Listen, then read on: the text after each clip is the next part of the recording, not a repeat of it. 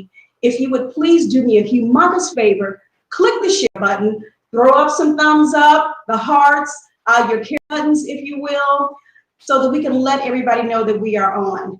Last month, we did a wonderful, wonderful segment with the panelists that you see with me on this evening.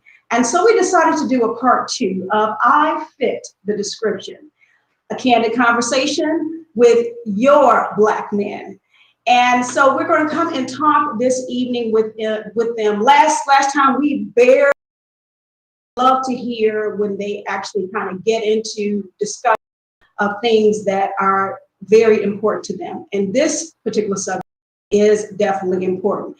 You see, actually, my co-host come back, or I didn't twist your arm, did I? No, you didn't. It's a privilege and an honor. These Wonderful. guys knocked it out the park last time, and I was so thoroughly impressed with one of them. And it was a wonderful conversation. More conversations to come, I'm sure. And so I am excited to be here tonight. Cool. I'm much. Now, let me tell everybody before I introduce my panel tonight. Of course, we're on my Facebook live feed that I've asked you to share from. And then also the audio portion of tonight is on my YouTube channel. On Facebook Live, if either my panelists have anyone that wants to listen to it, you can go to my YouTube channel, GetCaughtInANet, ANET, and then you can hear the audio portion of tonight's session for now. Once the show ends, then the video will be uploaded to YouTube. Okay? Hopefully that sounds good. Let us start at this top right corner, my top right corner, Mr. Zorriante Brown. Can you introduce yourself to everyone? Kind of recap them from last month, rather. Good evening, everybody. I'm Zorriante, Zori. I work as support staff at Bloom High School. I also am a sponsor of the Afro Club there, and I'm also adjunct professor at Lewis University. I'm over the gospel choir there. Family man, married now 10 years.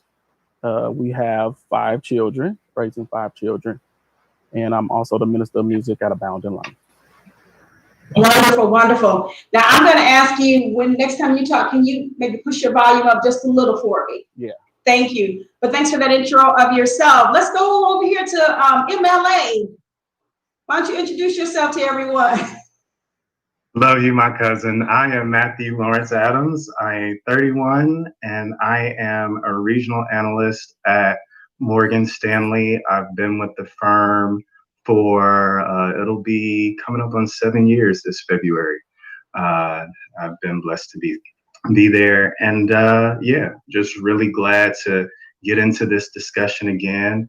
I'm really excited to hear the perspectives of my fellow brethren and also lend a little of my own. Awesome. All right, attorney, we have an attorney in the house. Anybody need an attorney? Attorney Jackson, introduce yourself to everyone. Good afternoon, everyone. My name is Jabari Jackson. Like Annette said, I am an attorney with Cook County, dealing with property taxes. But I've been there for over 10 years. Married, raised 3 boys and a niece, and have 2 wonderful grandgirls now too. So thanks for being here. Let's get going. All right. Okay, you probably seen a new face from last time in our presence, but you saw him on the promos from last month, and he was on the promos this time. Unfortunately, last time he could not make it with us. He had a family emergency to deal with, but we're so glad that our Abounding Life Church is with us. Can you introduce yourself? Hi, everyone. My name is John Purnell, or Elder John Purnell. I'm the youth pastor at Abounding Life, Church of God in Christ. I'm also the director of Agile Services for Farm Journal. And I'm also one of the co-founders and currently board chairman of Unity Christian Academy, which is a private Christian high school in South Holland, Illinois. I've been married for over 20 years, raising 3 teenage boys now, and one who's just finished his freshman year in college, about to be a sophomore. And yeah, it's exciting to be here. Exciting to be here. So, and you know, this topic is something that's obviously close to my heart. Raising 3 boys, you know, wanting the world to be different from them, from what I experienced when I was growing up. I get it. I get it. And we are definitely going to address that on tonight. I see we have a coach in the house. Coach Corn. Good afternoon, everybody. Certainly glad to be here on Boys. I'll be 7 years, so that, but just happy to be among this distinguished panel of gentlemen. All right, all right. See you guys. Okay. And don't blame that on the boys. Might I say, I'm glad to see that you're on the inside today, as opposed to last month. The other panelists will know what I'm talking about. All right, I have Mr. DuBois.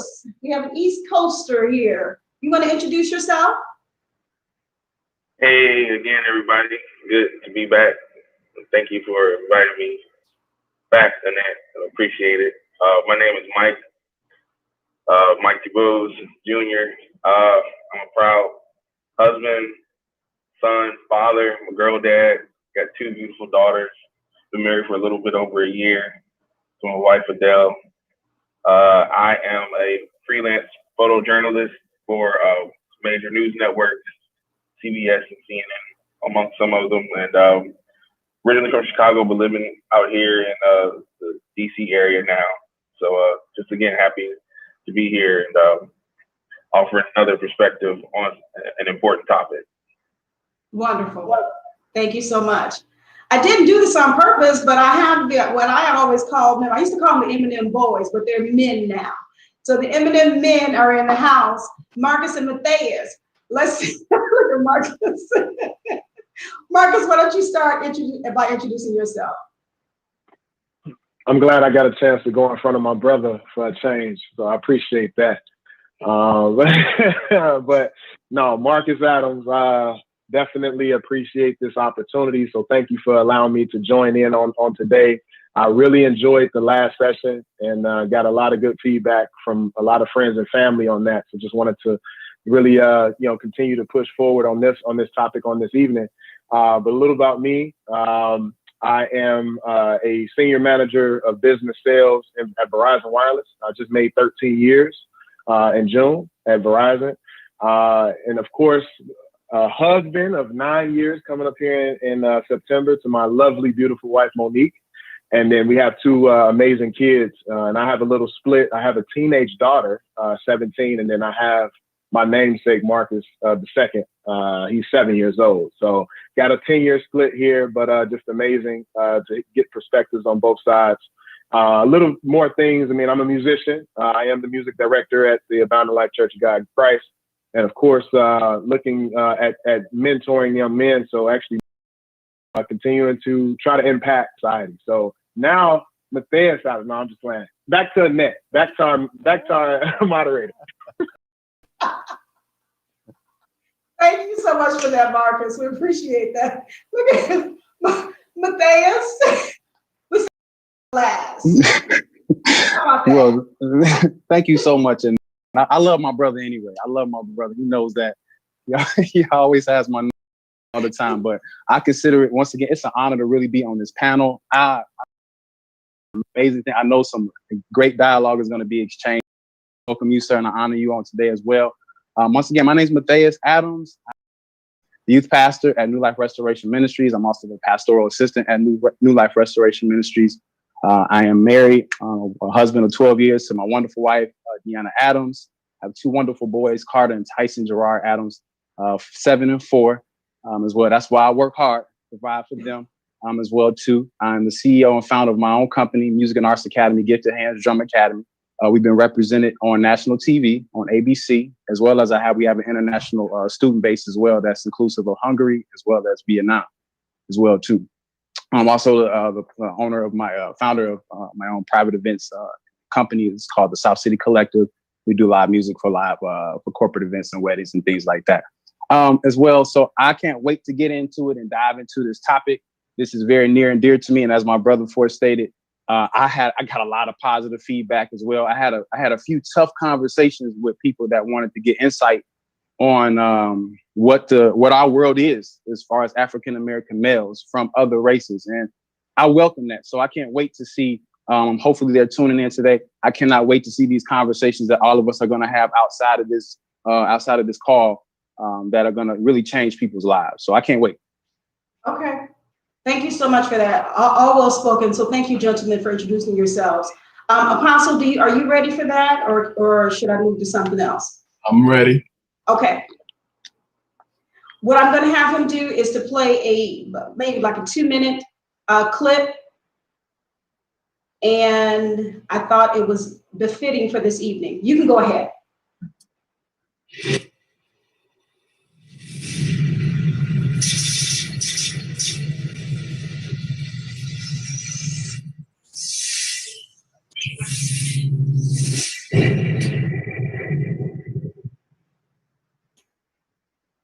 This is Dr. Recently, I, among many others, was disappointed by the outcome of the George Zimmerman trial for the murder of Trayvon Martin. The outcome of that trial was determined by so many different factors, it would be impossible to address them all. One thing I noted was that it was not George Zimmerman that was on trial. They succeeded in trying the profile of today's young Black men. That's right. And Trayvon Martin fit that profile. Let's look a little deeper. A profile is a set of characteristics or qualities that identify a type or a category of person or thing. A profile is an informal biography or a concisely presented sketch of the life and character of a person. The profile of Trayvon Martin presented in that courtroom was that of a violent young thug, while precisely at the same time the profile of George Zimmerman was presented in that same courtroom for millions of eyes to see, of a young Caucasian man, well-dressed, on the road to success. Our profile must change. Every day we log on to Facebook and we look at our profile and the pictures that are presented that represent us. And there needs to be, from time to time, a new profile picture created that represent who you are. And when we change that profile, we change how people perceive us. I believe it's all about the profile. Let's fix it while there's still time. God bless you. This is Dr. Hunt.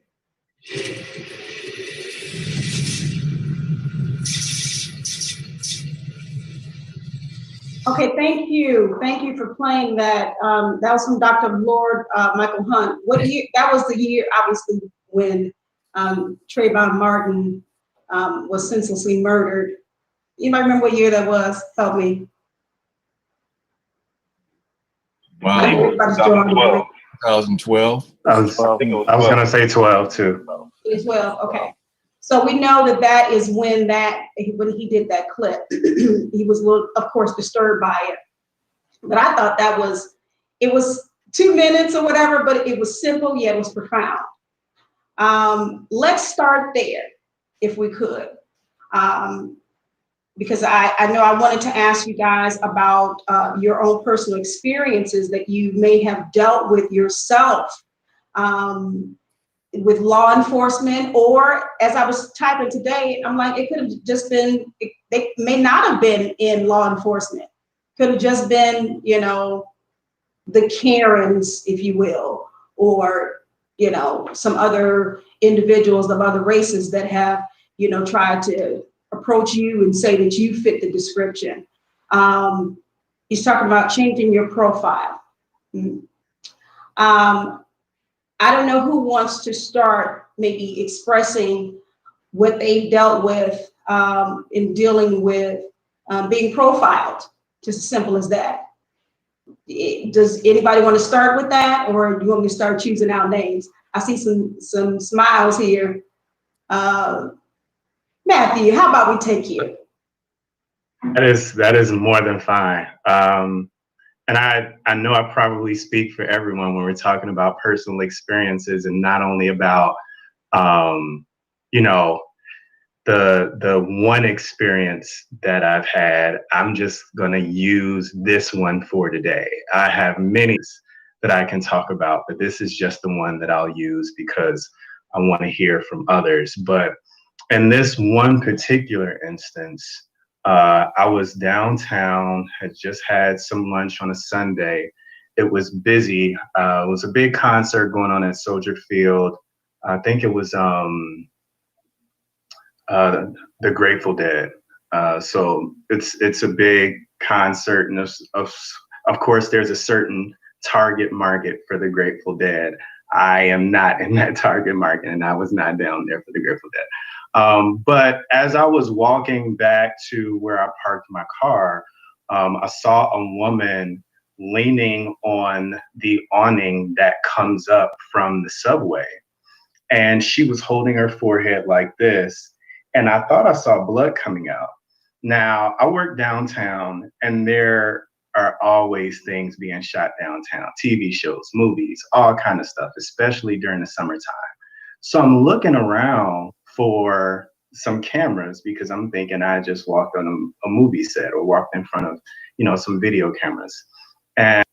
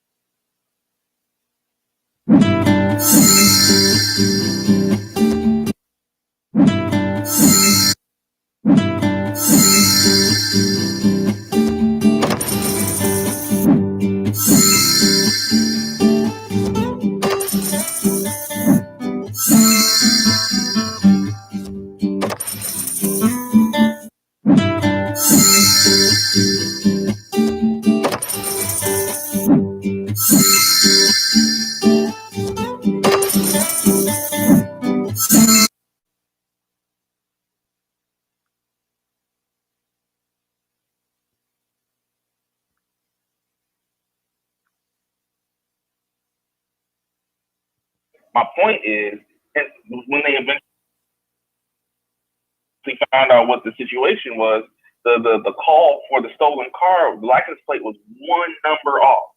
So he misheard, happened to see the wrong car, immediately assumed, and this was all happening on their property, by the way, on the black couple's property. So I'm saying all to say, like, who else has to deal with that? When have you ever heard a Caucasian couple have to go through something like that? When have you ever seen a situation where, you know, recently in the news, you know, 45 said, I don't call him by his name, but 45 said, you know, white people get killed just as much. He's now putting that out, you know, just as much as black.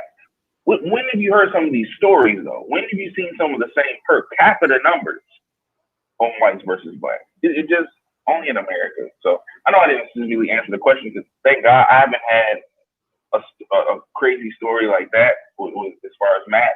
But I've dealt with it on the workplace. I kind of mentioned that last time. You know what I'm saying? Where I'm literally, you know, doing my job, credentials in plain view and sight, and I'm walking. This is not that we're comparing stories. I feel like, you know, whether it's my story, Matt's, but then anybody, this is unacceptable. And again, I'm asking the question to deal with this. Yeah. Yeah. Thank you, Michael. That's a great question. As I'm sure so many of our minds before. Cornelius, a deep thought. I know that's your look anyway. Do you have anything you want to share with us? I mean, again, those stories that were shared were sometimes these are my family members, and I didn't even know that they had experienced those. So man, it's just amazing. I just remember times being in college. You know, I come home from an event, and I remember just walking through the quad area, and you know, I never forget, I had on an all black outfit, and to this day, I will never wear all black. When I'm outside, anytime I'm outside at night, I will never ever wear all black, and it's because of this event. And I was just walking back to my dormitory, and you know, one of the campus police just happened to ride up behind me, and you know, I wasn't running. And they literally asked me, "Have you robbed the gas station tonight?" And you know, again, you fit the description. And you know, this was like my first real experience with law enforcement, feeling like, okay, associated with any type of petty theft, you know, let alone, you know, robbery. And they literally like searched me, you know, and was like, "Hey, description of a guy who robbed, you know, the campus gas station." And I was just like, "Nah, I'm going back home to my dormitory." And I believe, you know, I mean, I could have been, you know, having fun, doing anything, you know, as a college student. You just do random things in the quad. I remember playing tag, or, you know, from that standpoint, it really shook me up. I never really kind of thought about it until now. Like, wow, that I was profiled and never thought about it. And, you know, I just was thankful that I was able to walk away from the situation. Kind of like what Mike was saying, you know, who else has to deal with it?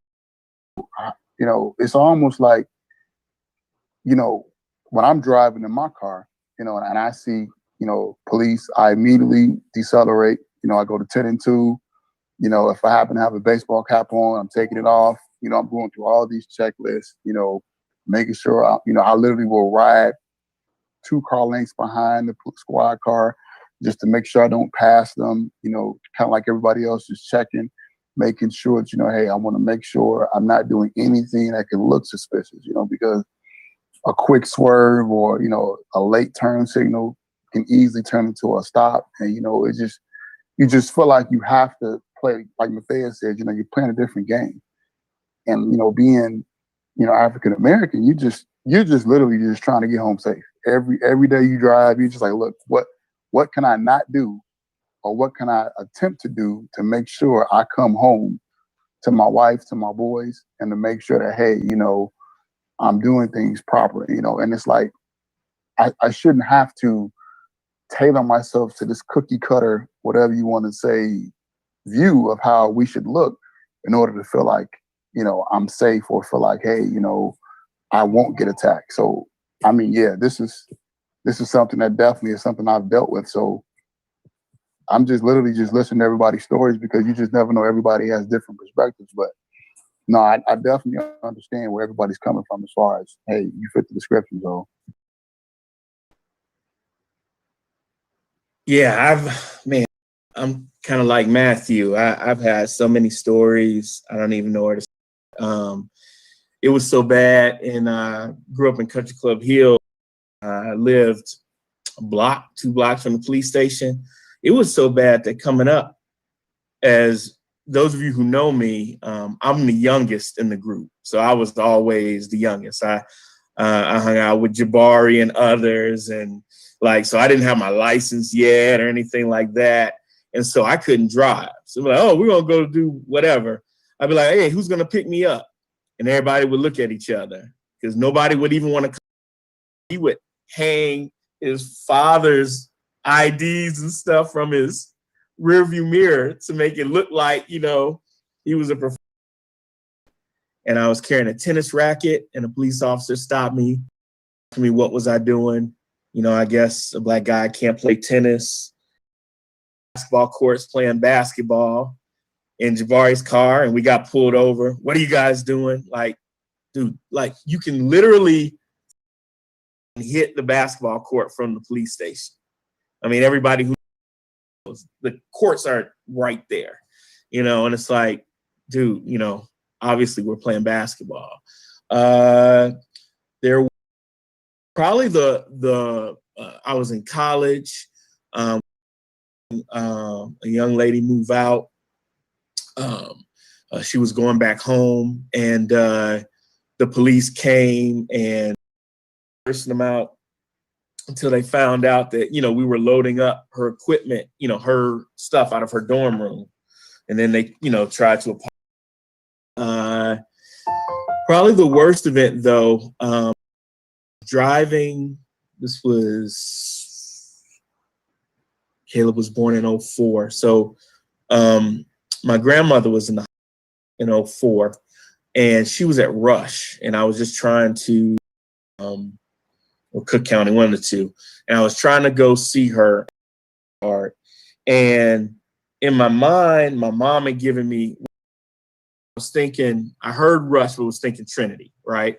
So, it's like on 87th Street or 95th Street, which is, way up north by downtown. I'm driving, and I get off the expressway, and I'm like, this isn't right. Why am I, this is the wrong hospital, so I turn around, and I'm about to get back on going north, and the police pull up behind me. And I pull over, and I'm checking. I'm like, okay, my seatbelt's on. I know I wasn't speeding, because I've just been on this side street. And and so I'm not in any car that's tricked out. I'm driving my wife's white Geo Metro. Cylinder, not cool, no window tint, no nothing. Crank, the window down. As police officer, always, yes, sir, how can I help you? What are you doing? I'm like, what do you mean what I'm doing? Yeah, we saw you get on and get off the, trying to go see my grandmother in the hospital, and I got the hospitals mixed up, and I go to reach to grab a card that I have in the passenger seat to show them, because get well, that on there. And when I reach to grab it, I look out the corner of my eye through the passenger window, and there was another officer who had his gun drawn through the passenger's window at my head. And I was like, whoa, hey, what's going on? I'm like, look, you can see the card on the seat, so I stopped reading. I'm like, you see the card on the seat? I'm going to the hospital. I just got my hospitals mixed up. So, run the place, this, that, and the other, and blah, blah, blah, blah. And so you just think about how quickly, this way, going the wrong way. It doesn't make, there's no amount of like to it. I used to travel for years. once, or a lot, but on this one particular occasion, I needed a new coat. It was getting cold. And I was like, you know what, I'll just go in this, structure store. I like structure. New York, I'm living the life. I'm a little shopping. And, went in. Lady met me at the door. How can I? I'm like, I'm just looking, I'm looking for coats, I'm good. Oh, okay.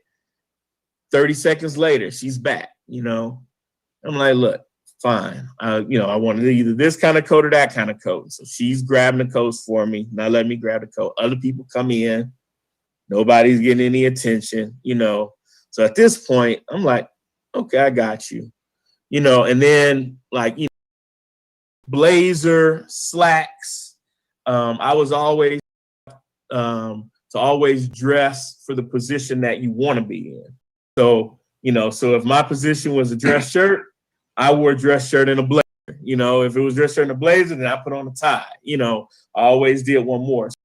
So I'm dressed. I got my briefcase, to the nine, and still this, that, and the other. And one particular coat I liked, she was like, "Are you $300?"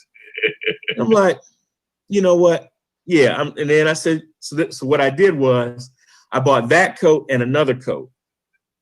And then when I was walking out, I said, you know what? I changed my mind. I want to spend this money someplace else. And I made them give me a refund. And just to let them know, like, yeah, I can afford this coat and that coat.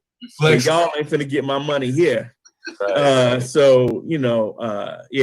So I've got, man, and that's just, there's so many more. That's enough. That's deep. That's deep. That's almost like them following us around the hair supply place. Oh yeah. Can I say something on that? You can. I see you, Marcus. Isn't it amazing that no matter what you do, and see, this is a mindset of a Black male. You can't win for losing in situations like that. And no matter what you do, if there's any discrepancy in your story, like you said, you forgot which hospital you're going to, that makes you suspicious because your story is not lining up. But then also, if you cross all your T's, dot all your I's, I saw a story in a video where a young man was being pulled over because he was driving 5 miles under the limit. And the speed limit is 35. He's doing 30. He didn't go over 35. But the officer said, you're suspicious because you're not driving the speed limit. And he said this, I gave you an option to pass me, an opportunity to pass me, and you didn't drive past me. So that makes you suspicious. Now, every man on this panel knows you do not drive past a police officer. You just don't do it. I don't care. He can be, you don't pass him on the road. Okay? Whatever speed limit he's going, you do that and slower. And so it's like no matter what we do, and even if we cross all our T's and dot our I's, to be in that mindset all the time. Yeah. You know what? I hear you, and I totally agree. Now I'm a woman. I know I don't go past a police officer. Matter of fact, if I'm sitting in my rearview mirror, my stomach does this. It just drops. Yeah, and especially, don't let me see sirens. I'm like, Jesus. I know that we can do. I don't want to feel helpless. Like this is how we have to live for the rest of our lives. Is somebody feeling me? You understand me? Yeah. I think we live in a, God is blessing, and right now, given, and I think it's very timely, the Trayvon Martin video at the beginning, because that was the beginning and the culmination of what started with Trayvon Martin was George Floyd. And that was, the tipping point where you had Trayvon Martin and it was one person's word in the assassination. And then through the improvement in technology, you fast forward and you have the whole encounter on video. There can be no changing of the police report. No, I mean, how many times do we see where the police report doesn't match the video?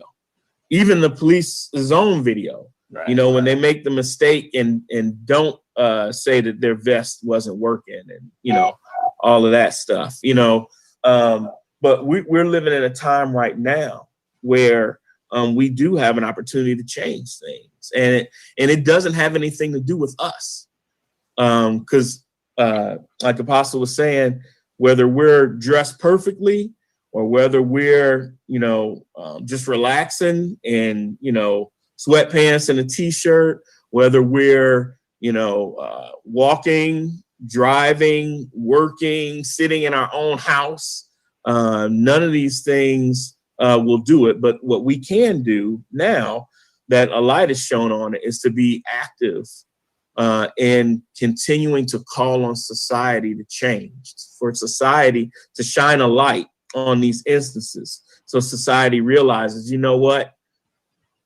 why do we look at them and see something different? And we don't see the six-figure earning professional when he walks into, a store in New York. How come we don't see a professional entrepreneur when Mike is the only African-American, in a secure area, amongst the leadership of our country? How come we don't see, lawyers, attorneys?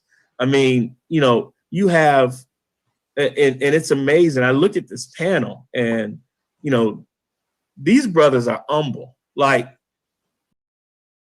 this brother just don't work at this financial institution, right? You know what I'm saying? You look at Marcus, oh yeah, I work at no, you know what I'm saying? Let this brother tell us this. He just at Cornelius, random, coach. I mean, these on here, all of them, I could do that for everybody on here, are blessed beyond measure. They're professionals beyond measure.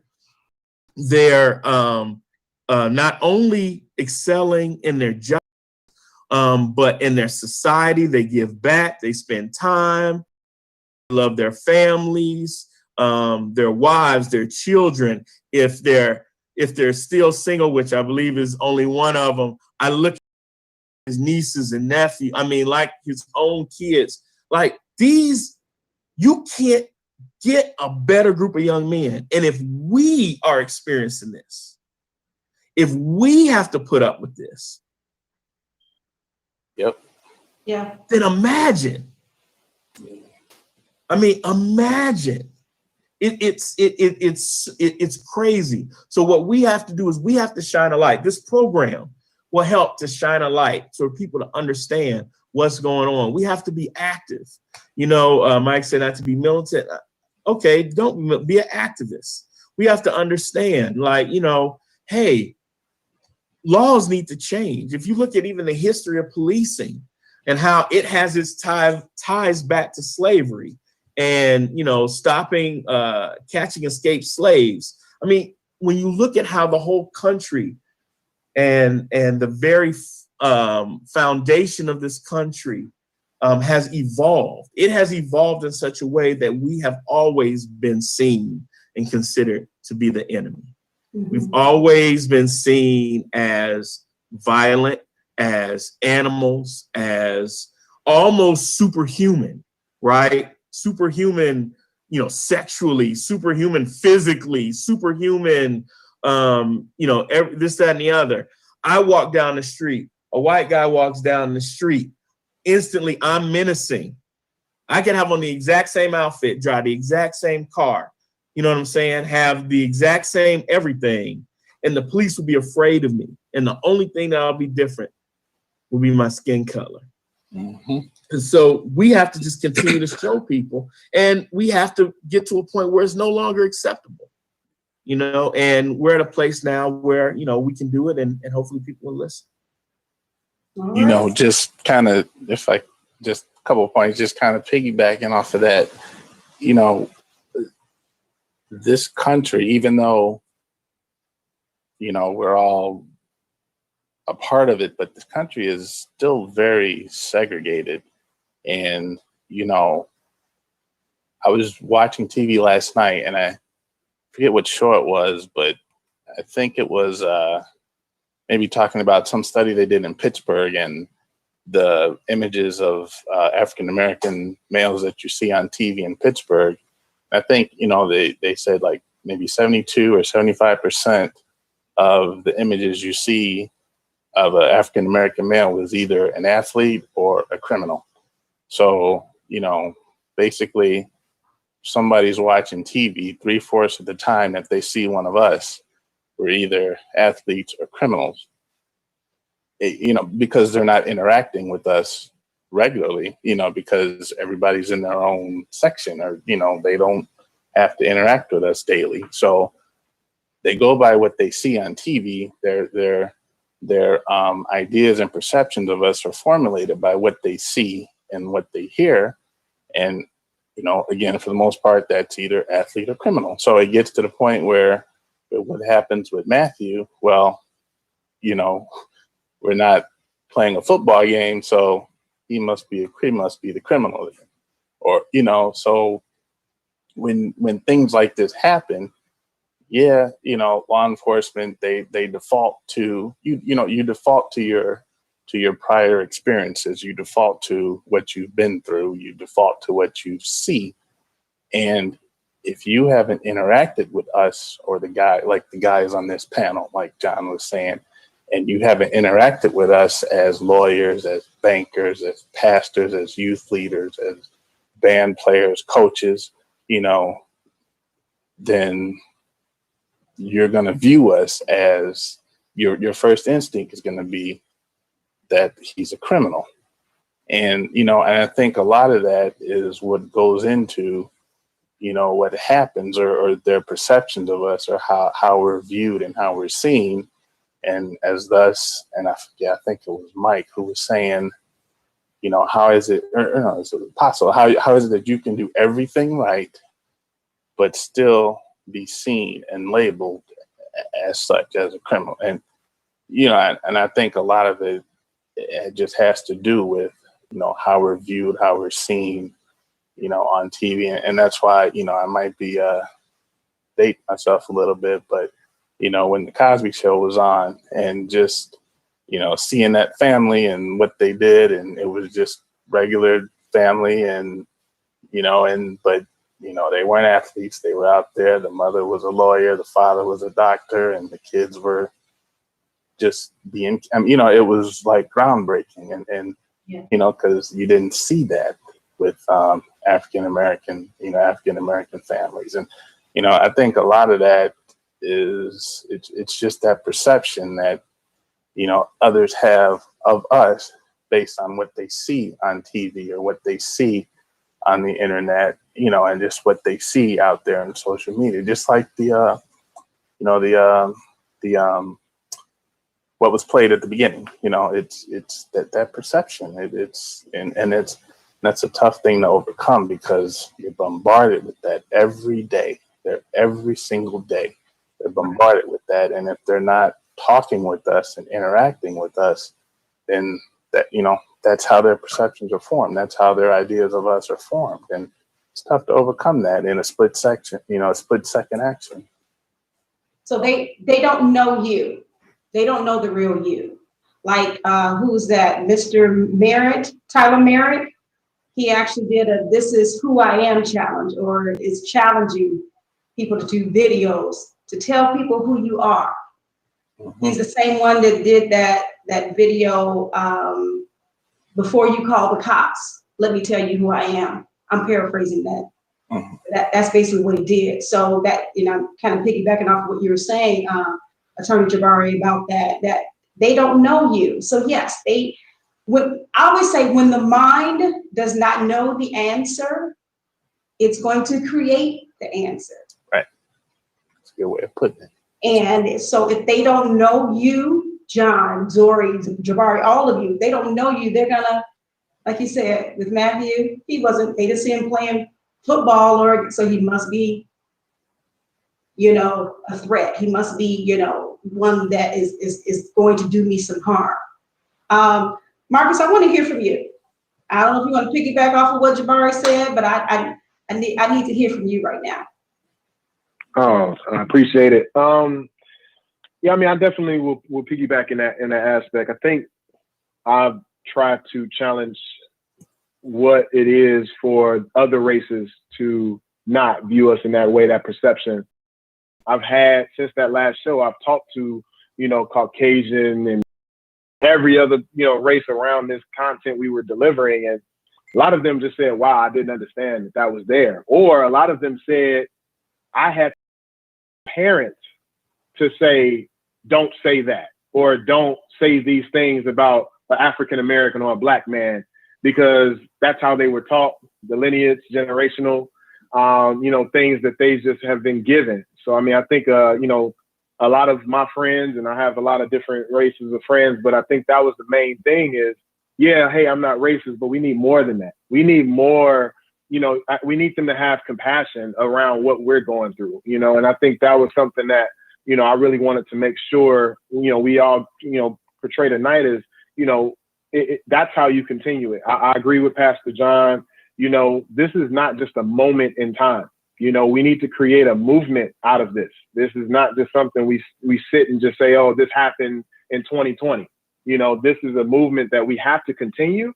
We got to continue the conversation, and we have to be bold enough to highlight, to John's point, what Black men are, and not just athletes, not just, like that. So, I ask that, not just, you got to understand, a lot of the trends that happen in America start with people. It starts, and you think That's about right. sagging pants. It's like the white boys out there sagging their pants. Not saying that that's what we want. I'm just telling you that what That's we right. get stereotypes of what we can't do, they're doing. We know we can transcend. We know what we can do. And it was funny, the video at the top from Dr. Hunt, that profile, that suit and tie or that shirt, and have to. But my point is there's many times we can be more bold about who we are, not what we have, but who we are. And I think some Black men, we try to portray what we have, and it's not about what. It's about to really turn the narrative around and saying, who am I? What kind of man, how do I think? How do I approach situations? How do I react? But I'm enjoying everybody tonight. I really want to absorb, digest, and really just understand, because my mind doesn't just sit at the problem. It goes straight to a solution that says Black Lives Matter. But I want to actually, a challenge and present something to society that makes me more bold of what I have. So that was what I had. I love it. I'm sure all heard some things in what he said, but you know what I heard? It's time for that change, for that shift. I heard that as you were talking.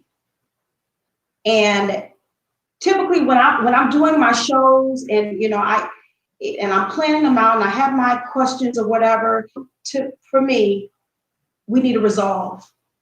We need to find a resolve.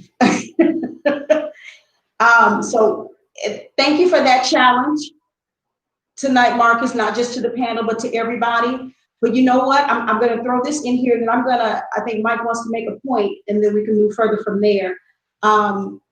You all, I'm looking at Black men. You are our heads. And when you move and take that step as the head, hey, I'm following you as your sister, as your cousin, as I'm there because you're leading me. So we're following your lead. So that's something to think about as well. I love that challenge. Thank you for that. Michael. Yeah, I mean, I totally agree. There's a lot of stuff being said. Like, my point 10 minutes ago. I don't even know if it makes sense, but one quick thing to think about with as far as the perception piece that we were talking about, and then I also want to come back to something Apostle Hunt said about the agony piece, as far as us mentally. But one quick piece about perception, like we don't not again, why is it only the onus is on us? Why piece I saw a few weeks ago by Trevor Noah, who I feel is a brilliant, because he brings a lot. I feel like way is still going through our apartheid in a lot of ways, and he brings that perception over across the waters that we need. They make a point about look at the perception, not only Jabari Black men in the news, look at the perception of police in current. All of the shows that we grew up on, NYPD Blue, Cops, you know what I'm saying, even up to now, you know, networks still have a big portion of their cop shows. And look how cops are always lauded and praised, bending the rules, being a little too aggressive for making assumptions and, oh, we'll fix it later. You know, so I could go on in pop culture, music, TV, movies. That piece really impacted me because he was talking about how challenging our cultural norms to do about that change. Like in a lot of ways, the agony that Apostle Hunt, as far as what we feel on a daily basis, they don't necessarily need to feel that, but then that agony that we always feel, you know, the annoyance feel that you see. Yes, you may be scared. Yes, you may be concerned. Let's be, you know, 100 with it. We get annoyed being stopped by police all the time. We feel that, I don't know what the exact, that angst, you know what I'm saying, all the time. And quite honestly, you know, I feel like sometimes if we can translate that, people got tired of seeing us marching for so long. They're still doing stuff in Portland, whether for good or bad. My point is, sometimes people get tired of the truth being pointed out. And I really wonder sometimes, no matter how difficult the conversation can be, what if we, in our own time, in our own way, bring that up to the white people in our own community? And it may be annoying for them sometimes. It may be a difficult conversation for them. But you know, what about bringing that to them, sharing personal stories? I'll give you one quick example I didn't think about on the last round of questioning. But, you know, I was shooting a music video a few years ago, and it just made me think about, again, the angst and the agony that we're always under. And maybe because I wasn't directly profiled with the people in the music video, we were doing an outdoor shoot, and we told the local authorities, told the cops, police department, there will be weaponry use, prop guns in this video. We went through all the proper channels, legally showed them the weapons. The officer came on scene at the beginning of our day, showed them the weapons. Do you know we got calls from the neighbors multiple times? Now, in a case like that, they're supposed to check things out and then, okay, whatever. Why did we get stopped on our production? And these officers came onto a set with, I'm holding a big old movie camera. Why are you, is there a crime happening that's being filmed with $1,000 lights in the yard? Like seriously, like music blaring. Exactly. It makes absolutely no sense. But again, I just think about the crew that day. That's all we talked about for the rest of that weekend. And how young guys, because I brought a few guys that I was mentoring on set with me, you know, about like what they felt seeing the cops literally 7-8 times the entire day, production day. One of the cops came 3 times. One of the officers came 3 times, and he said, my shift's about to end, but I'll make sure the guy who's replacing me for this area knows you all are here. The next guy came another 4 times. And again, every single time, I could see it in the young Jews' faces. They were annoyed. They were feeling that agony, that angst. You know what I'm saying? It could have, thank God, none of the incidents or interactions ever went south whatsoever. But my point. Uh-oh. Oh. I think you got stuck. Oh man, they done tapped his line. That brother was too real. Any way we can translate that? There it is. There you go. You went out a bit. No, I'm sorry. Is there any way we can translate? That's all I'm asking. That first started within the community of white people that or Caucasians or the people in power that we know on a daily basis? Open question. Well, I know one of the things that I did, and it all starts in your community. I like others, participated in marches, and actually my very first march was this past summer. And one of the craziest things is after the march, it was just empty. It was the one in Washington Park. And afterwards, it was one of the more emptiest feelings that I had. You know, it was like, okay, you know, we marched, we're all out here. And now what? Like, you know, you go home, it's the same deal. Like leaving, I'm looking at the police. You know what I'm saying? Like leaving this peaceful event, I'm like, am I finna get pulled over? Are they finna be mad? You know what I'm saying? Like, you know, now what? You know, what happens next?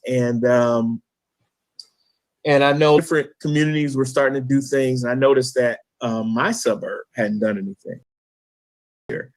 And a group of us got together. We called ourselves the 6 and 8 movement, and different races, diversity, just a bunch of that lived in South Holland. And, you know, we put this together. We were going to do this march, and we did it. And what we did is not just to not be racist, not just on the back and be happy that you came out and you carried a sign and you support, but that you now had to act. You had to do something. You know, it's not me, but it's you. You being, you know, a Caucasian male or female, it's your job to have that difficult conversation at the dinner table, whether it's with an in-law or a parent or a grandparent. Have that difficult conversation if it's a group of people going out to lunch at the job or, you know, whatever, where you stand up and you are against it, where you are just as uncomfortable if one of my boys gets stopped by the police as if it was one of your children. You know, if for you to start caring and acting like don't back down. But with that, you have to be educated. Like, you just can't be, you know, yelling, do this and the other. You have to know, you know, what you're, you know, so take the time out, you know, do the research, you know, and educate yourself. And, but then, yeah, challenge. That's it. Just keep challenging people. You know, I ran into a situation with a group that I'm, you know, a little, you know, I'll just say that I'm a little bit disappointed in that, in a group of organizations right now where, you know, they're all like, yeah, rah, rah. And I'm like, okay, let's do something. Oh, well, we're not going to do anything, you know, political or whatever. And I'm like, well, if it's systemic, if racism is systemic, or if racism is systematic, how are you going to fix it if you don't fix it through governing?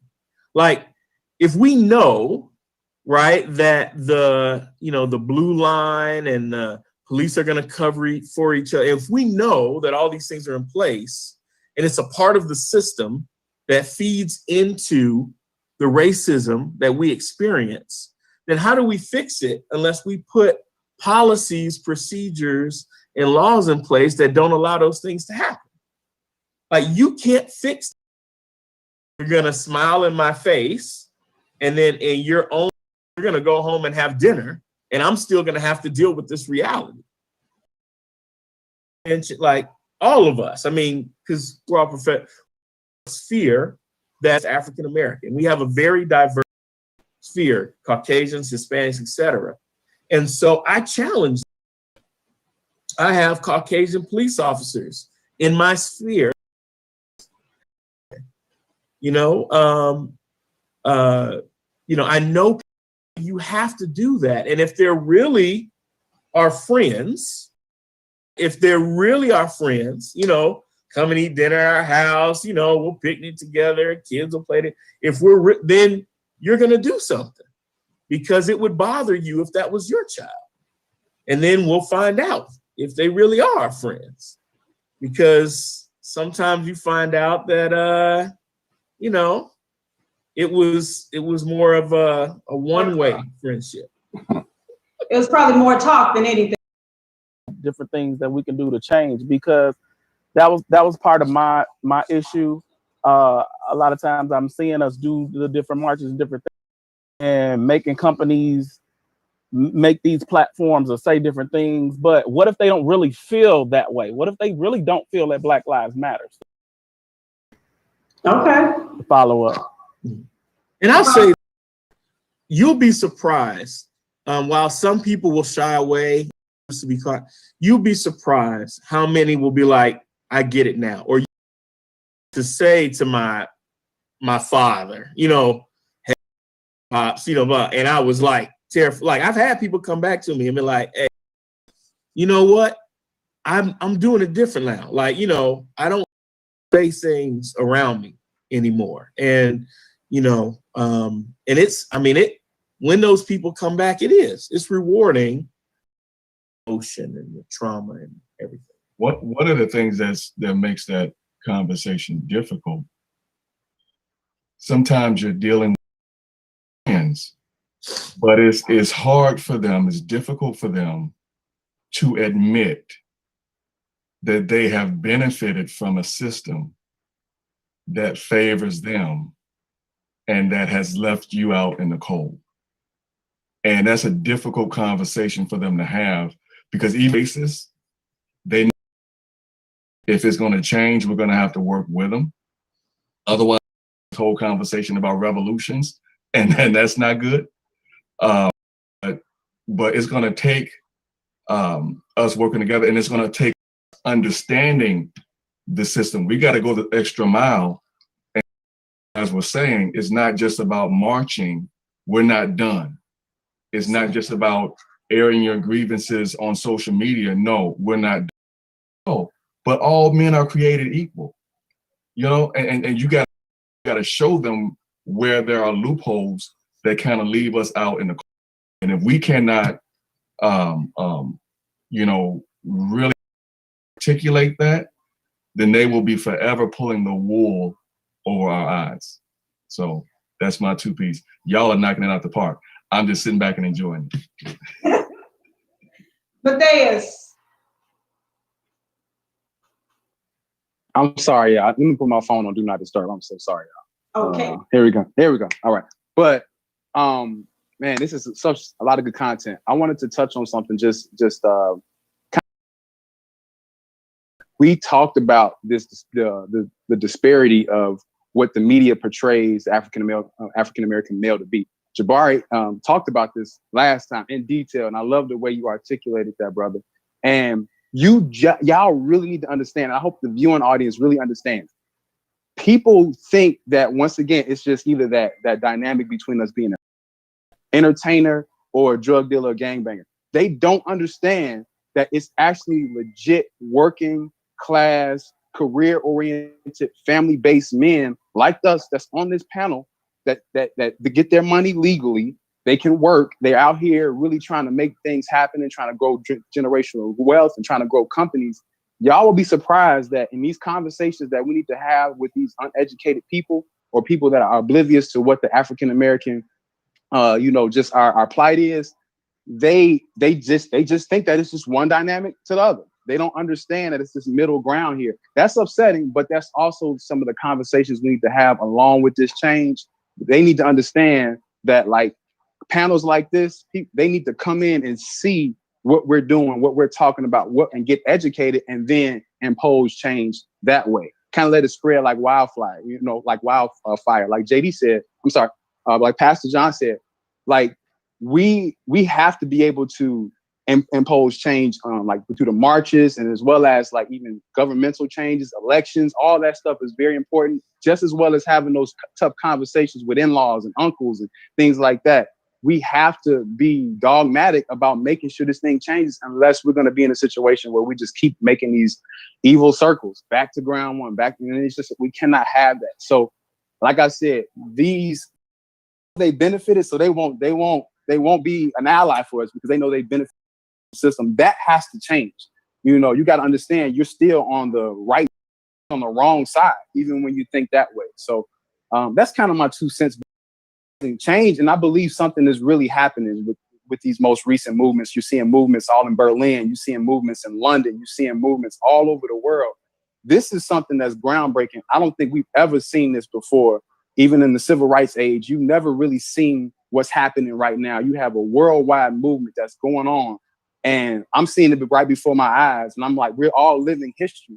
And just to see this happen right now, I believe it's going to be some change. It's going to be hard because you still have some people that just, I don't know if you all saw the lady that had a Confederate flag, and she was like, I'm teaching my grandchildren to hate you, and I'm doing that. I'm like, you still have those people there, but it's going to be an uphill battle or uphill journey, but eventually we're going to see some light, but it's going to have to be us having these constant conversations and us really chipping away at making change. Love it. You know, I wanted to piggyback on one thing that Mathais said, and that the Apostle Annette mentioned too. And you know, I had preached a message, man, it was years ago now, but basically it was about how the devil tricks us into fighting a war that doesn't exist.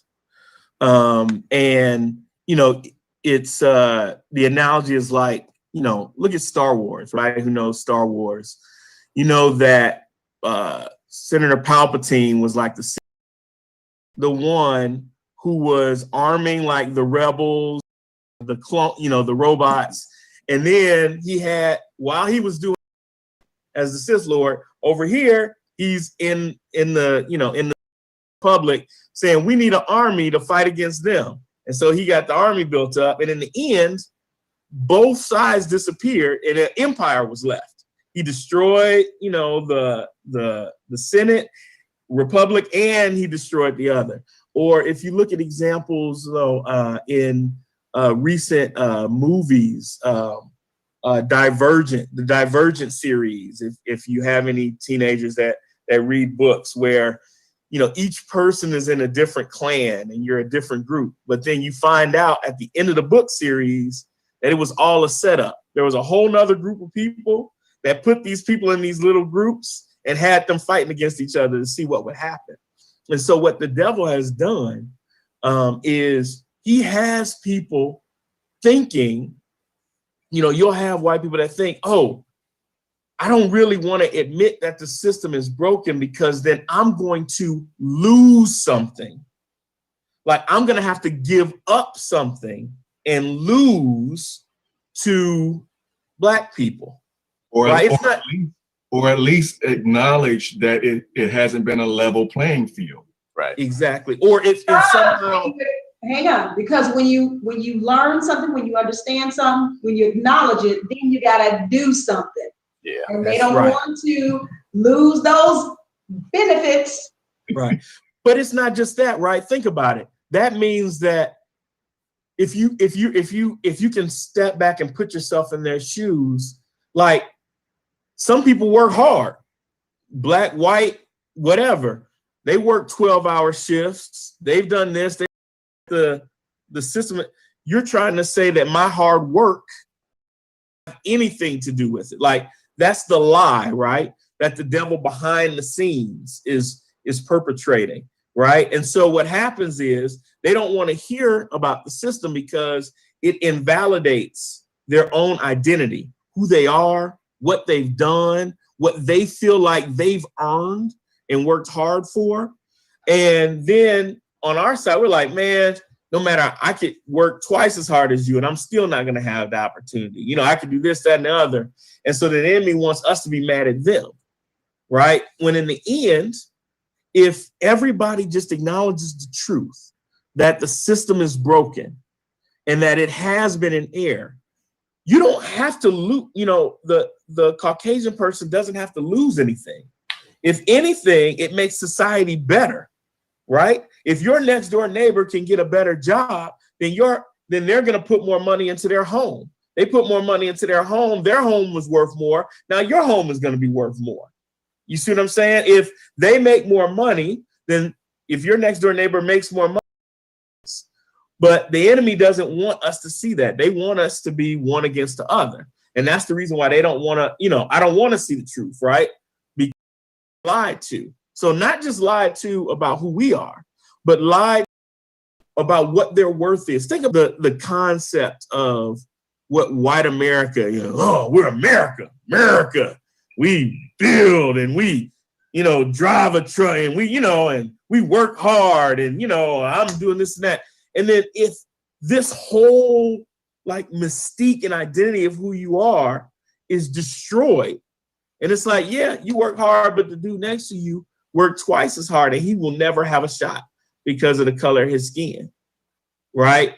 Who will, even if he works the same job, makes the same money, which we know isn't true, he's still going to be behind you because his parents weren't allowed to buy property in the same area as your parents because of redlining, right? Because, his grandparents weren't able to own property. I look at people, I used to wonder, I used to wonder, how come this person that I work with in the office can do things that there's no way in the world I could afford? And then I realized, when I got married, my parents weren't able to give me $10,000, $20,000 for the down payment in my house. You know what I'm saying? Like, I didn't have, this war chest that, because they were able to get their house cheaper because of their grandparents who sold their house, right? So then you get, the more money you put down, the lower the interest rate, right? So then my $100,000 house or neighbor's $100,000 house, it'll cost me each month than it costs them because I barely could put the 5%, percent down, scraping things together. I had to work and, to the side. They graduated from college and they got it as a gift, right? And then her parents gave it to her as a gift. So now they got $20,000 and they can put 10% down and furnish the whole place. Wow. And they're already going to be ahead. Now they're going to save what, $200 a month in a mortgage note because of a lower interest rate and lower over 30 years. Yeah. System. That's that whole system. Exactly. That's $640,000 if I did the math really quickly right in my head. I mean, that's $500,000 that you're ahead of me.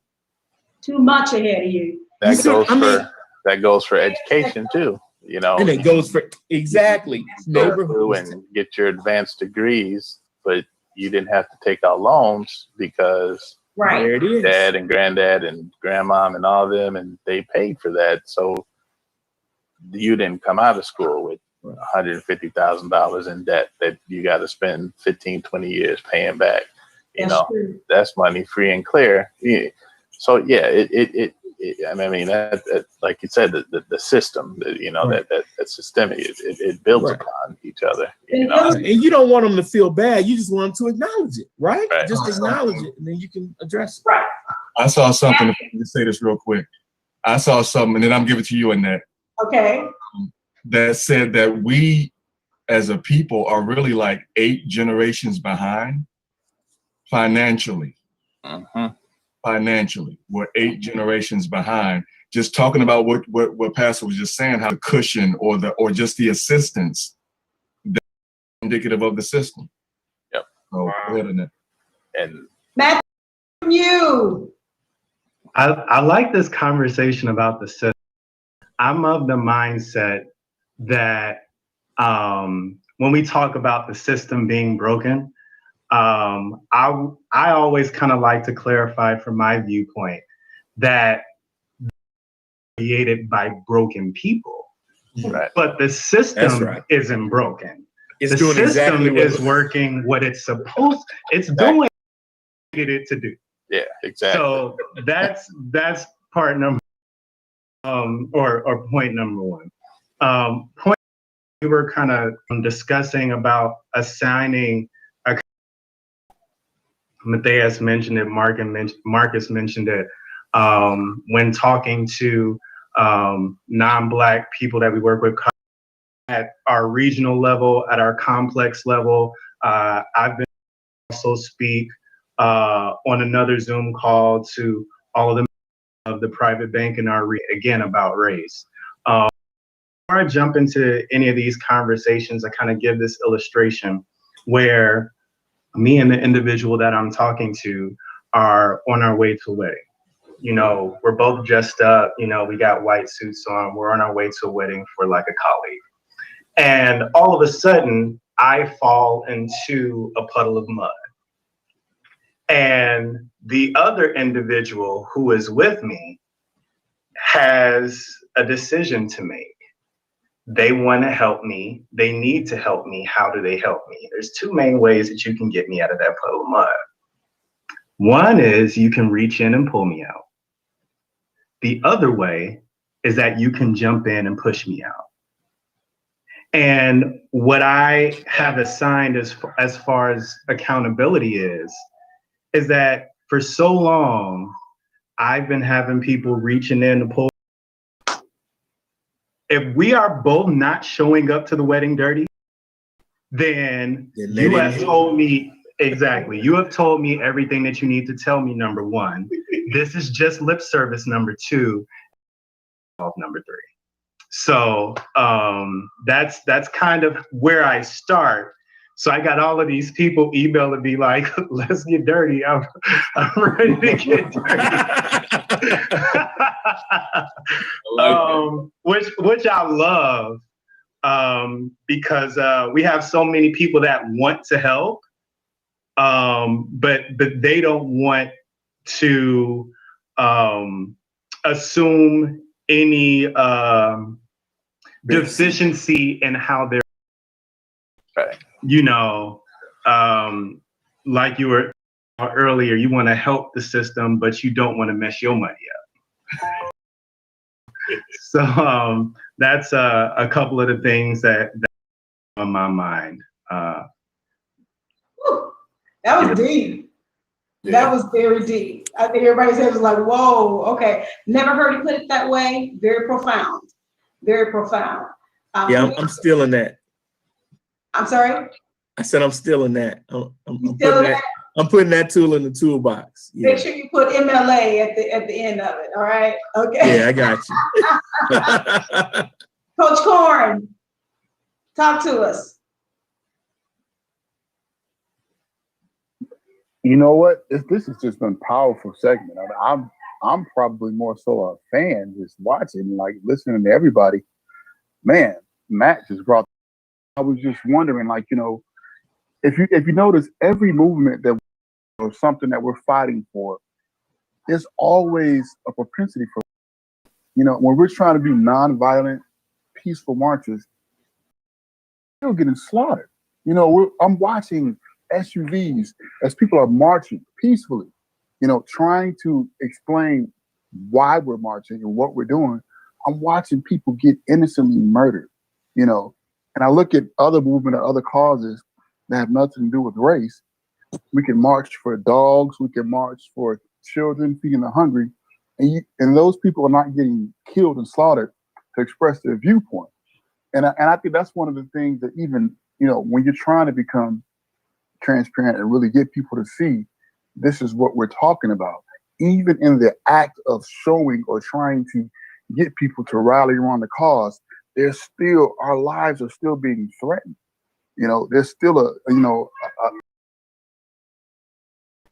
for just justice, you know, and racial equality. And even in that, that's a problem, you know, because you're trying to get people to understand where you're coming from.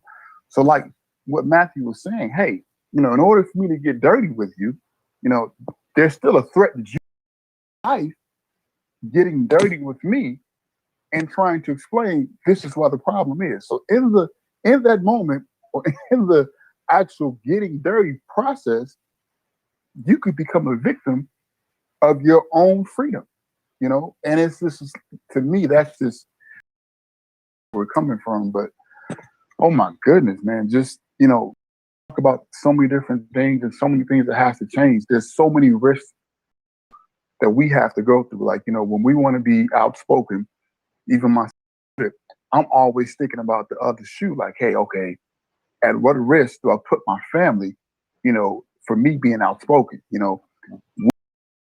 Always thinking about, you know, I want to be a part of the movement, but I mean, I have a wife. I have certain things that I want to make sure these guys can at least live comfortably, you know. So it's always it's a risk reward, you know, and it shouldn't be that way. I should be able to freely express concerns and not be viewed by my colleagues as something as a, like Mike was saying, being militant or feeling like, you know, I'm a threat. So those are the things that I constantly wrestle with. I don't know if anybody else wrestles with that, but I'm just being honest. That's what I wrestle with, you know. So to speak up, you know, it's like if you nurtured and learning. So if I'm quiet, I'm really just learning from these gentlemen on this panel. So man, this is awesome. Good. Now you sound like Mark. He gets quiet and he's learning. But you know what? I'm glad you went and you were honest and transparent, Cornelius, because as I believe Elder John was talking, and he said we got to get out and we have to talk to the non-blacks. I see you, Zori. You want to answer that? Yeah, I was going to say, for me, and actually probably for all of us on this platform, work with who not to work with. And for me, as that I may not be able to maybe be at every march. I may not be able to help in certain situations, but there are things that I can do. I'm a mentor, like I said, in my role as a sponsor of Afro Club, I'm bringing awareness. I'm helping others find resources. So, and again, like one of the big things that I want to make sure we do when we get back, well, if we don't get back to school, is show our students to educate in so many ways. So we all have different ways we can help. So I would say be aware of the assignment to help through this process of making change. I like that. Jabari? Yeah, I mean, it's one thing I think now, you know, because of everything that's going on, it's one of the great opportunities in history to is called normal time. And, you know, the biggest way I can think of, or the biggest example I can give right now is like through education. And, you know, all these school districts are having these issues about whether we're going to have remote learning or in-person learning, you know, because of the pandemic. But outside of that, you know, I think, you know, the way that we've been taught, or the way that districts have been structured, and the way that we've been taught through the years, you know, this is a good opportunity to look at that and see, has that been the most effective way for, you know, our you know, has been the same model that was done in the 50s and the 40s and the 50s. And, you know, you got your reading, writing, arithmetic, all of that, and you go to this class, you go to that class, but, you know, just ways that we can, you know, change taught, what we're being taught, obviously, and, you know, and just the way we're being taught, you know, you can, get and grab and keep a lot of children and, you know, educate them better. And, you know, that helps everybody rise. But I think part of it is that, you know, there are certain groups out there who don't want that to happen because, you know, they don't want our children to learn and become educated, you know, understand financial literacy, you know, understand, you know, these other things that just aren't taught in schools, you know, the way they should be. And, you know, I think this is a good time. This is a good opportunity to, you know, to kind of look at that and see what we can do to change that, and, you know, see how that can help us. So, okay. Thank you for that. Because yeah, I like what you said, Zori. You're going to have to know what you. John Elder Purnell he's forceful with what he's going to do. Everybody may not be that way, or may be able to go to get something accomplished, to make that change. And it's okay. But as long as you know yourself, then and what you're capable of, then I believe that change can be made from there. So then you may be able to partner with each other, whatever. Well, John can run out and be that voice, like, oh, just like John in the Bible, right? You know, be that voice of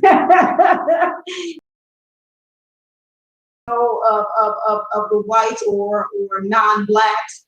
Matthew and I think Marcus said you have a group that you are mentoring these young men. So that's making a change, doing something. So, I mean, I think that that's something, not this show didn't make you just think about, I need to make a change, but I need to make a change. There needs to be something we can do, whether it's on a small or big level. We have to do it. Marcus. I would, as you said that, everybody's platform are different. We have different size platforms. And, you know, to your point, you have people that are radical, you know, and ready to go. You know, you have some people that are reserved, but I would just encourage everybody, push your platform. You never know what that can do for people. And when I say that, push your platform, it's anytime somebody comes encounter with you, there should be an experience that they leave with. And that experience changes the dynamic of how they view us as Black men. You know, I recently had a contractor come to my home and do some work, and they literally asked me my age. Dude, are you serious? You know, and it wasn't even a humble bragger. It was just literally them saying, man, that's an encouragement. That's an experience, something that I can take back. And then always quiet with his platform. And I'm not going to be quiet with my platform. I'm going to offer them assistance or anything like that. And I actually even talked to the contractor that was a Black-owned contractor I wanted to support. And we started talking about different things. Asking them, did you get the SBA loan that was just out recently? And I'm like, dude, I'm logging into my computer right now in the office that you're painting. We're gonna help you apply for this loan, and if you need it. But I think that was make sure that you push your platform. It doesn't have to be on the stage in front of millions of people, but even if it's just that one experience that you can create that makes somebody leave and say, that is a good brother right there. That's somebody that cares. That's somebody that wants to go the extra mile. I don't even know dude middle name or last name, but he used my computer and he literally called me, and his wife called me and said, man, you didn't even ask for nothing, you know? So just being a good citizen, and I know we hear that, but push that platform, whatever your platform is. Don't expect, that door to open. When it opens, take it. When it's there, take it. And I just wanted to comment off that, Annette. Like you said, everybody's not there, but I know you can have that intimate moment with someone that could change their mind of how, or that perception of how they do it. So I just wanted today to really be an encouragement that we can use the platform we have, but every time somebody leaves, they should feel an experience. Like, man, that was an experience, and understand that it's not just one side or the other. This is what we do, and it's always not. It's genuine, it's organic, and that's how you should always leave that interaction. Love it. Do you want to add anything else? Me? Oh my, yeah. I called on you, Michael. Oh, my bad. Yes, I totally. Again, this has been great. Like, the first one was great. This was even better in a lot of ways. This is amazing to hear ideas, but also like game plans, actual actionable ideas. You know what I'm saying? Not just talk, not just going over the scripture with my wife earlier, like the clanging brass and tingling cymbals. You know what I'm saying? That has a spiritual context, but you know, our community, we can talk. So sometimes it's good to have a conversation where it's not just talk. And I'm even, I told Marcus this and Matt, like, I want to do more, even like help you guys organization. It's those little things that where we see that new Master P documentary that's coming out soon, because ownership a lot, and kind of how Marcus was just talking about impacting. Snoop told a story about called him up and said, "Hey, I want you to come down to New Orleans." So Snoop brought a couple, and his father, they put him, picked him up from the airport. Where he said, next thing you know, is he's driving through this like gated community of mansions, and he said, Master P was like, pick any one of these, like a cul-de-sac of mansions, basically. Pick any one of these. Snoop's thing, I'm kind of paraphrasing. He thought maybe to stay in or whatever. Master P said, whichever one you want, I'm gonna buy it, put it in your name for you. And at that point in time, Snoop Dogg is already, you know, he's an artist. He's been on the scene, but you know, looking real quick, the dichotomy of working with the folks at Death Row Records and actually, you know, working with someone like Master P, who's all about real ownership. And by the way, look at where, you know, what's the name is now versus Master P. Where forgetting his name, you know what I'm saying? Death Row. Good night. Yeah, look where Suge Knight is versus where Master P is. But anyway, long story short, the power of ownership is impacting people and putting that, like Marcus said, I'm going to do this for you, and then you can go and multiply and do that. That's one of the first things I can just only speak from my experiences.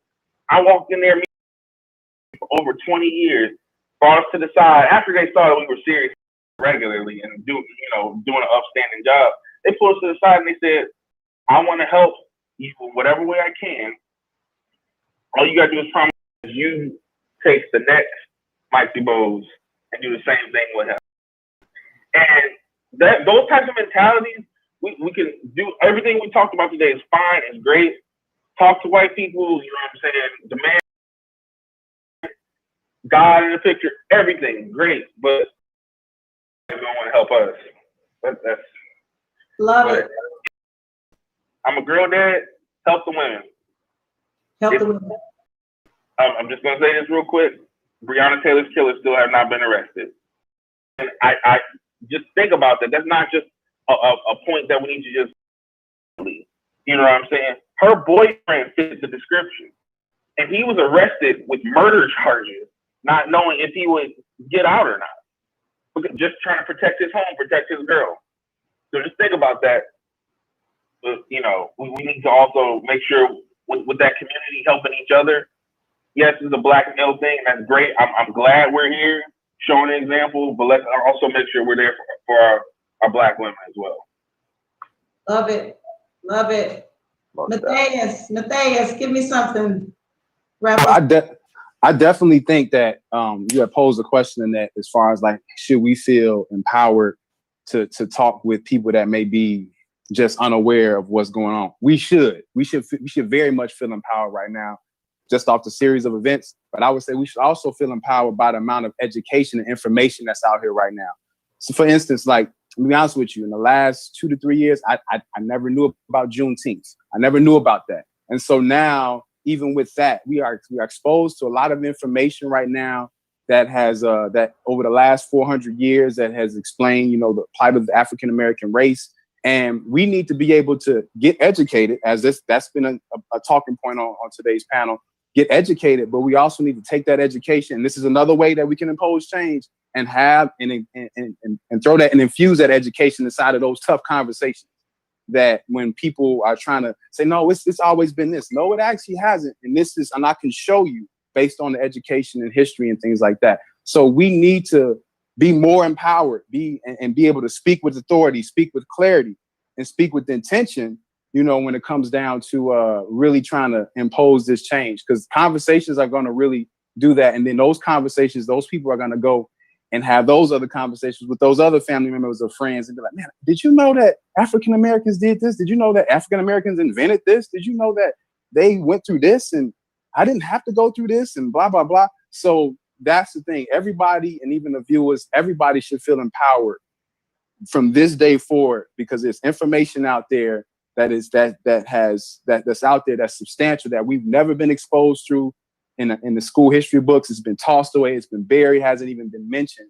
We have to take that now and use that to our power to be able to educate everybody that's out there. Because that's a lot of people. They're so ignorant to what's going on. I mean, and so they they stick to this racist mindset, thinking that what they're believing, what they're doing, or what they stand on, but it's flawed, as well too. And so we got to be able to take that and the knowledge that we have and use it to our advantage. So that's really all I have to say. But I'm telling you, everybody needs to talk with authority, especially now. Make it your story. Yes. I heard that as you were talking. Make it your story. Right. Apostle, I know you've been eating this up, haven't you? Yes, I have. And I'm gonna tell you, y'all have been so thorough. I had some questions that I was gonna ask. I didn't even get a chance to ask my questions because you guys were already answering them. So it was like a moot point. Why do I even need to ask the question? You guys were very thorough, and I so appreciate.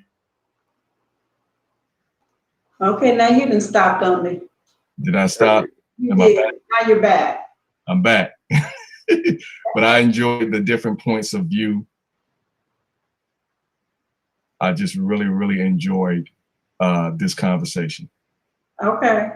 I don't know why your video acting up. You haven't said much, and then as soon as you talk. Conspiracy. That's the first thing we'll go to is conspiracy.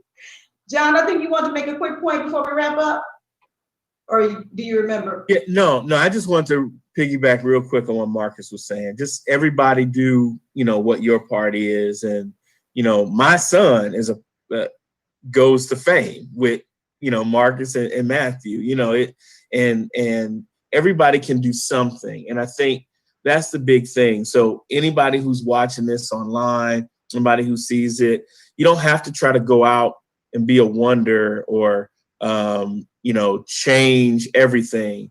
Just start with something simple. Just try to impact the person that you bump into, impact somebody, where you live or where you work, and then just start from there. I mean, I never would have thought that I would have started a high school. I never would have thought that I'd be a youth pastor, right? All these things start with little things, taking people camping, going rock climbing, just starting with just little things. And then you put it in God's hands and then let God take it from there, White water. Now see, I'm looking at the guys and I'm saying, don't y'all start. Corn didn't get dirty. Corn didn't get dirty. He didn't show up to the wedding dirty with Mike D. I'm just saying. Now I know where Matthew got the story from. Okay. I heard the story. I know our viewers are probably like, what are they laughing about? It is totally an insider. It's an inside joke. We don't have enough time to tell you guys about it. No, but yeah, just start with the small things, and God will build it from there. He'll definitely do that. Definitely do that. Let me do this. I'm going to recognize just some names that were on here on tonight. I do appreciate all of you for joining us on tonight as we have brought this second session of I Fit the Description. I see you, Sandra Richardson, Beverly Jeffries, Karen. Is that Quinan? If I mispronounced your name, please forgive me. But I appreciate you for watching. I see you, Adele. I see you, Dr. Hunt. We played this today. I also see, everybody okay? These are family men, so they have children in the background. Moni is here. I see you, Deacon Greg, Byron Hill, Michelle Thomas, Wanda B, Miss D, Stefan is on. I thank you for watching. Darcy, Deanna, Cornelius Blackney. I think I mentioned Karen. Yvonne, thank you for watching. Tamara, let's see. Brandy, Joe McCord, Amanda, William. Oh, goodness gracious. Robin is on the line. Anita, Prophet Laguerre. Did I say that right? That is title. Okay, thank you. Pamela, what was that? Apostle? He's an apostle? I think that's what he's trying to say. Come on back in. Just come on back in. Let's see. Ryan House is on. Ryan said he would have given some great insight and conversation. Ryan, you could have typed it in for us on tonight. I appreciate you for watching, though. Pastor Kenneth Lockhart is on. We do appreciate you all for watching. I thank each and every one of you that did share the live feed. So thank you so much. And as I stated, once we end the YouTube, the video of the YouTube will be uploaded, but we were on, the audio was on the YouTube as we were live on tonight. I can't thank you guys enough. You know, again, I'm looking at your comments here, guys. Teddy Riley Spirit. What was that, Cornelius, real quick? What's Teddy Riley?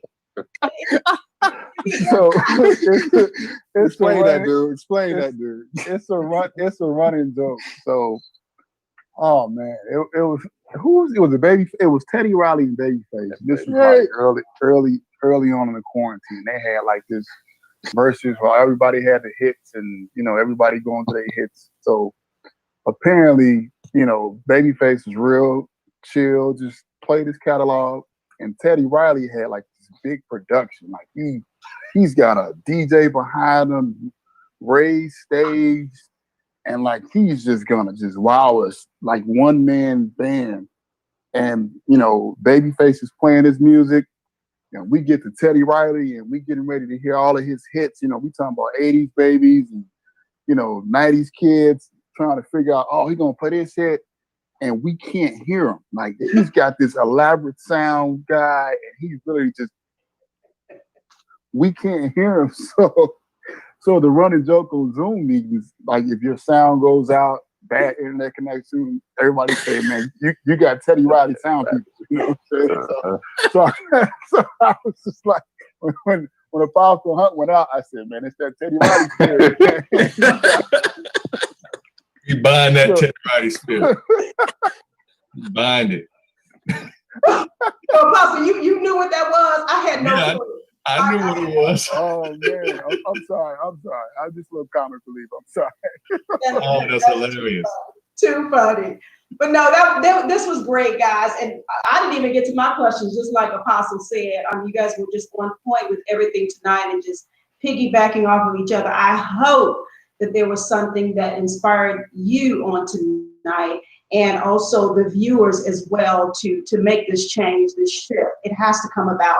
I haven't seen things on this wise. I'm not that old, but I haven't seen things on this wise. And as might have been Mathais talking about the protests that are all over the world, you know, now. And it's like, you know, my eyes are like, really? I'm like, wow. It just, that blew my mind. It really did. So people are ready for a change. So then making the right change and going about doing that is going to be very, very key. So I'm appreciative of what I've heard of each of you and what you're going to do, whether it's in your own profession or you know, whatever you started up. I'm going to continue to use my platform to make a change. You know, if you know, I believe the Lord is willing for me to do that. So yeah, we all have our responsibility to do just that. And we're going to get out of here. I appreciate all of you guys for joining us and your input on tonight. I think a lot of people were just really, really listening because I was taking in a lot of stuff. So again, this was just tremendous. Thank you for your. We have to keep something like this going. This is a train team here. Tell me about it. Yes, they are. I was going to say something else, but I'm going to be nice. But yeah, the dream team. Oh, sorry. Okay. But yeah, you tried to shift something. You was trying not to be like Teddy Riley. Just kidding. Right. No, I just had to stretch. Oh, okay. All right. You know, I'm gonna talk about my minister music. I really am. Don't do me too bad now. No, I'll call you and talk about you. No, just kidding. No, this was great. Thank you all. You're family men, professional businessmen. So thank you again for taking time out. And I hope I didn't miss anybody. That wanted to say get out of here tonight. We were good. I was just gonna say we really don't fit the description, and that's the whole point. Woo! First of all, Amen. Children of the King. See there? Yep. Okay. He got us covered. Tune up, He got us Marcus. covered. We can go after a lot of us are successful because we've tied, we've sown, and now we can reap the benefits in our families. Amen. So now we just have to help others. Maybe we need to change the description or create a new Yep. description. Not so much a new description because we've been here, Yep. but we need to we do need to like change that description. A wonderful reason to make a change. All right. We're going to get on tonight, and we'll talk about another. You want us to see your phone? Is that? I was about to leave y'all I'm saying, goodness. I may have to take you when we can go out again. When the world is open, may have to take you guys out or something to do something for you guys. Man, that'll work. This is the attorney talking, right? Attorney. In life, Dory. Yeah, I agree with that. Thanks for ending us on that note to end up on. All right, guys, we are out of here, and you guys enjoy the rest of your evening. Thank you again to my viewers for your time on tonight. GetCaughtInANet. You guys make sure you Central Standard Time monthly health segment with Dr. Shirley Hill of Mathais J Services, and on Thursday, D conversation. All right. Take care, guys. Bye-bye.